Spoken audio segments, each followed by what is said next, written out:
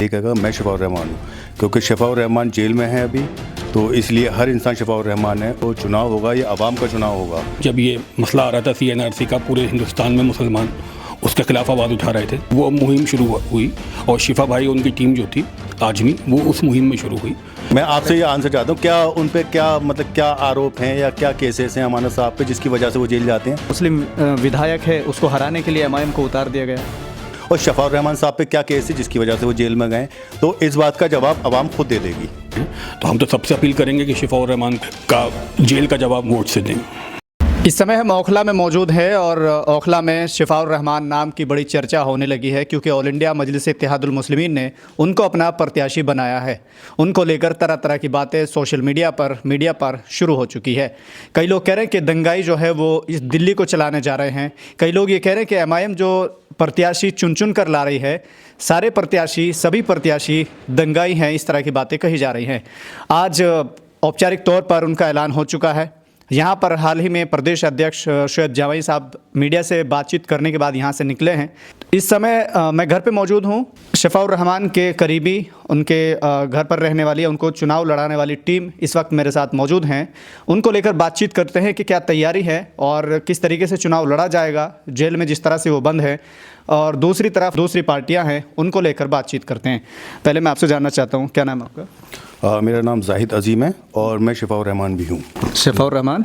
मैं शफाउर रहमान हूँ, MLA का चुनाव लड़ने के लिए जा रहा हूँ यहाँ से। और इस ओखला के अंदर हर इंसान शफाउर रहमान है।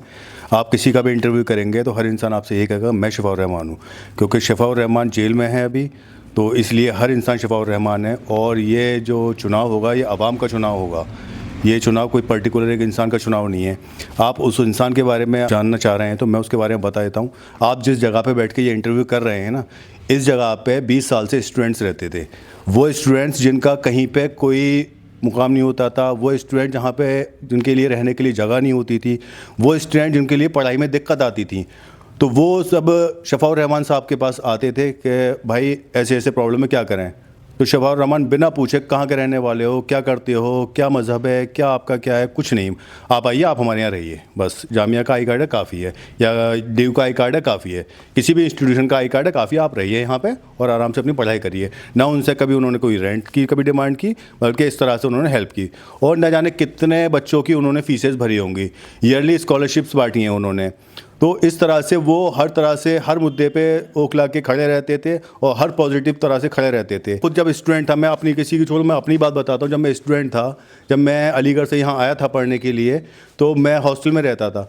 तो मुझे जब आके पता चला कि यहाँ पे एक हमारे सीनियर हैं जो यहाँ से मतलब पास आउट हो चुके हैं काफ़ी साल पहले, और मुझे इस तरह की दिक्कत है, मुझे किसी भी तरह की कोई दिक्कत हुई तो मैं शफा भाई के पास आया। और आने के बाद मैं मिला कि शफा भाई मुझे इस तरह की परेशानी है। तो शफाउर रहमान भाई ने मुझसे फ़ौरन कहा कि अरे जाहिद परेशान मत हो। मैं हैरान हो गया कि मेरा नाम भी जानते हैं ये। आप उनका किरदार देखेंगे, आपसे अगर वो एक बार मिल लिए तो आपको अगर वो 5 साल बाद भी मिलेंगे ना, तो आपके नाम से पुकारेंगे वो उनको। ये उनका किरदार है। तो इसलिए हम लोगों ने डिसाइड किया है कि शफा भाई को बहुत मजबूती के साथ हम चुनाव लड़ाएंगे और इंशाल्लाह ये सीट निकलेगी और शफाउर रहमान आने वाले टाइम में ओखला के MLA होंगे इंशाल्लाह। मीडिया में लगातार इस तरह की बातें कही जा रही कि वो दंगाई हैं, उनको कैसे, जब जेल में बंद है तो क्या आपको कोई और नहीं मिला था? दूसरा, कई लोगों का कहना ये कि BJP जहां मुस्लिम बाहुल सीटें हैं उन पर MIM को उतार रही है, और ख़ासकर ताहिर हुसैन हो या फिर ओखला से शफाउर रहमान साहब हो, कह रहे हैं कि ये लोग जीतने वाले तो नहीं है, लेकिन इनको चुनावी मैदान में इसलिए उतार दिया ताकि वो आम आदमी पार्टी या फिर कांग्रेस की जो शाख बनी हुई है उसको तोड़ने के लिए कहीं ना कहीं इनको मैदान में उतारा गया है। कितनी सच्चाई है? देखिए, आप सन 47 से पहले से आप उठा के देख लीजिए, हर क्रांतिकारी को क्रिमिनली कहा जाता है। आप भगत सिंह को क्या कहेंगे? आप अशफाकुल्लाह खान को क्या कहेंगे? आप मुझे बताइए इसका जवाब। शहीद कहेंगे, शहीद कहेंगे उनको, और उनको क्रांतिकारी कहेंगे, फ्रीडम फाइटर कहेंगे उनको। तो आज के फ्रीडम फाइटर देखें शफाउर रहमान है। और बात ये आती है कि BJP की B टीम है या A टीम है, तो क्या अपना पार्टिसिपेशन हम छोड़ दें? डेमोक्रेटिक राइट है ना इलेक्शन लड़ना तो हमारा। तो ये सब प्रोपेगेंडा होता है चलाने का कि साहब वो आएंगे तो वोट काटेंगे। आप मत खड़े होइए, आप भी तो वोट काट रहे हैं ना, आप मत खड़े, आप अपना सपोर्ट इधर दे दीजिए ना। तो आप भी तो भाई इलेक्शन में खड़े हो रहे हैं। और भाई यहाँ पे कोई यूएस और या यूके वाला सिस्टम तो है नहीं, यहाँ मल्टी पार्टी सिस्टम है अपने इंडिया में। तो यहाँ पे हर एक को, हर इंडिविजुअल को डेमोक्रेटिक राइट है कि वो इलेक्शन लड़ सकता है। ये खड़े हुए हैं या आप हैं, आप अपना नॉमिनेशन कर देंगे, जो फॉर्मेलिटीज़ होती हैं उसकी आप नॉमिनेशन कर देंगे, आप भी इलेक्शन लड़ सकते हैं। आपके पास कितनी मैन पावर है वो सब दिख जाता है। तो हम लोगों ने इसीलिए डिसाइड किया कि शफा भाई की फ़ैन फॉलोइंग, आप जहाँ भी इंटरव्यू करने के लिए जाएंगे आप किसी से ही पूछेंगे, आप एक सिंगल इंसान नहीं ला सकते कि शफा रहमान साहब की कोई बुराई करता हुआ आपको मिल जाए। तो बस मेरा कहना यही है कि भाई इस दौर के वो क्रांतिकारी हैं और आवाम के लिए वो जेल में गए, अपने पर्सनल कॉज के लिए तो नहीं गए। वो उन्होंने किसी लड़ाई झगड़ा तो नहीं किया कि किसी लड़के वो चले गए हों या साहब किसी के उन्होंने चाकू मार दिया तो वो चले गए हों। वो तो एक आवाम के लिए जो गए जेल में, आवाम की आवाज़ उठाने के लिए जेल में गए और आवाम के लिए ही वो 5 साल से जेल के अंदर बंद हैं। जिस तरह पहले कितने फ्रीडम फाइटर्स जेल में थे, तो सीधी सी बात है जब कुछ ऐसा होता है तो जेल तो जाना ही पड़ता है। तो आज की डेट में जितनी आवाज़ है आपको शफा रहमान की है, आप यूँ समझ लिए कि आवाज़ खल्क़ को नक्कार खुदा समझिए। तो इस बार हर इंसान के ज़बान पे एक ही नाम है, शफा रहमान, और इंशाअल्लाह वो MLA होंगे यहाँ के। तो क्या जेल का जवाब वोट से देंगे इस बार? इंशाअल्लाह। क्या नाम आपका? नवेद नाम है मेरा। आप क्या लगते हैं उनको? मेरे ब्रदर इन लॉ हैं शिफा भाई जी। क्या लग रहा है, जैसे एक तरफ अरीबा खान कह रही हैं कि ओवैसी ने बीजेपी की बी टीम उतार दी है, जो मुस्लिम बाहुल सीट है उन पर उनको उतार दिया गया है, तो ओखला में कहीं ना कहीं लोग ये कह रहे हैं, इस तरह के लोग कि यहाँ से बीजेपी जीत जाएगी, इस तरह की बात कर रहे हैं, क्या कहें? शिफा भाई जो जेल गए, 5 साल लगभग जेल में हो गए, तो वो कोई लूट डकैती के केस में तो जेल गए नहीं है। CA/NRC के ख़िलाफ़ उन्होंने आवाज़ उठाई थी, मुस्लिमों की आवाज़ उठाई थी, इसी बात पे वो जेल गए हैं। और कांग्रेस अगर ये वाली बात कह रही है, कांग्रेस का मैटर ये है कि जो कांग्रेस पार्टी है वो मुस्लिम का वोट भी चाहिए उसे, और मुस्लिम वोटरों जो मतलब जो झेले हुए हैं मुस्लिम, उनकी सपोर्ट भी करना नहीं चाहती है। क्यों, पहले भी कांग्रेस के MLA रहे हैं यहाँ पे, उस टाइम पे CA/NRC में मेरे ख्याल से तो कोई कांग्रेस का नेता यहाँ से जेल नहीं गया, मुस्लिम नेता काफ़ी हैं यहाँ कांग्रेस के, यही लोग जेल गए।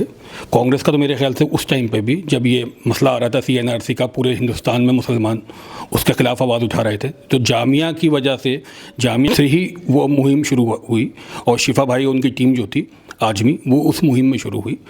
मेरे ख्याल से पूरे ओखला में जितने भी कांग्रेस के नेता थे ना, तो मेरे ख्याल से वो इसमें शामिल थे, ना उनमें से कोई जेल गया। कई लोगों को कहना ये कि जिस तरह से अमानतुल्लाह खान हैं, बार बार जेल जा चुके हैं, कभी वक्फ बोर्ड को लेकर, कभी कहीं के उसमें लेकर के, तो ये कह रहे हैं कि एक मुस्लिम विधायक है, उसको हराने के लिए MIM को उतार दिया गया। नहीं, ऐसा ठीक नहीं है। क्या चार्जेस हैं अमानतुल्लाह साहब पे जिसकी वजह से वो जेल गए हैं?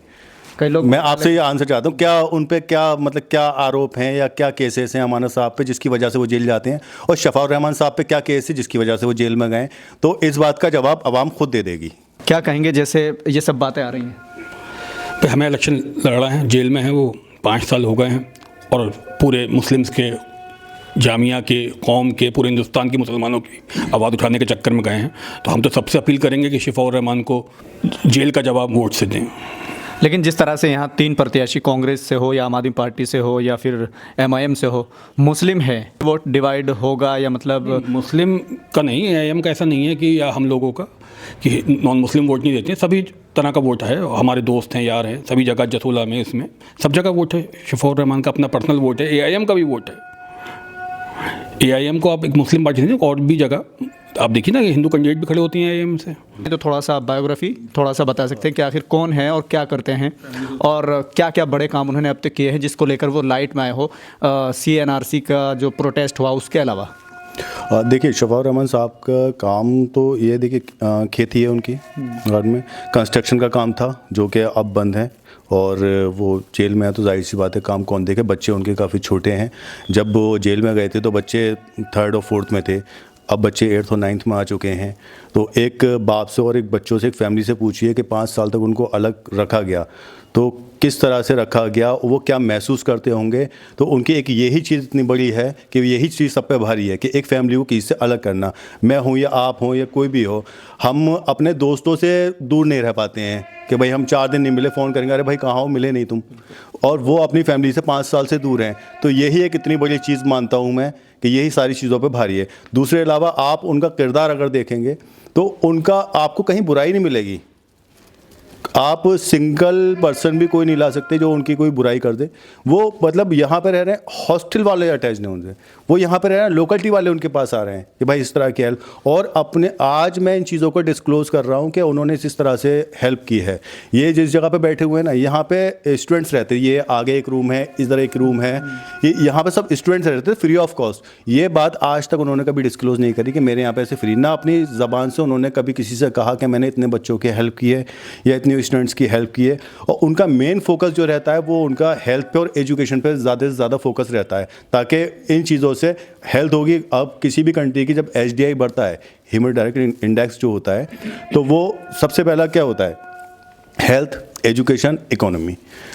एजुकेशन होगी तो इकोनॉमी मजबूत होगी, तो वो बस उसी चीज़ पे काम करते हैं। और ये सबसे बड़ा नेशनलिज्म है, इसको कहते हैं मैन नेशनलिज्म, कि शांति से अपना काम करना, अपनी फंडामेंटल ड्यूटीज़ को बखूबी निभाना। तो वही काम शफाउर रहमान ने हमेशा से किया है। बात की जाए, अभी थोड़ी देर पहले मीडिया से वार्ता हुई है, क्या क्या ऐलान हुआ है और क्या क्या बातें हुई हैं, थोड़ा सा बताइए। देखिए, मीडिया से वही शफाउर रहमान साहब के बारे में मीडिया सारी पूछ रही थी, और अभी काफ़ी चीज़ें ऐसी हैं जो हमारी हिडन है, और आने वाले टाइम में हम 1-2 दिन के अंदर उन चीज़ों की घोषणा करेंगे। जैसे हमारा जो मैनिफेस्टो होगा उसकी घोषणा हम जो है वो 1-2 दिन में इंशाल्लाह कर देंगे। उस पर काम चल रहा है। अभी ओखला के अंदर हम एक सर्वे करवा रहे हैं, पूरी वो सर्वे रिसर्च हमारी जो रिपोर्ट आएगी उसके अकॉर्डिंग क्या क्या यहाँ पर ज़रूरियात हैं, किस किस तरह की ज़रूरियात है, तो उसका हम 1 से 2 दिन के अंदर उसका ऐलान हम कर देंगे कि हमारे ये मुद्दे हैं मेन। शफाउर रहमान साहब का किरदार एक अलग चीज़ है, और अच्छे कैंडिडेट हैं, पढ़े लिखे कैंडिडेट हैं, M.Com जामिया से हैं, स्कूलिंग उनकी जामिया से है,